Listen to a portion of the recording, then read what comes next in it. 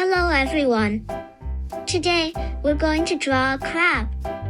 First we use a pencil to draw the big shapes. An oval for the head.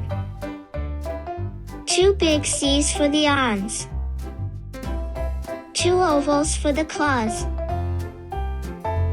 2 ovals for the eyes and a curve for a smiley mouth. 2 curves on each side for the legs. And our pencil sketch is finished.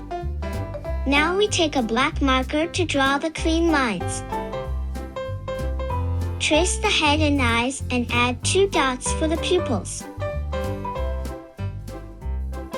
Trace the smiley mouth. Add a sharp corner to open the claws on both sides. Trace around the sketch lines to make rubber hose arms and legs.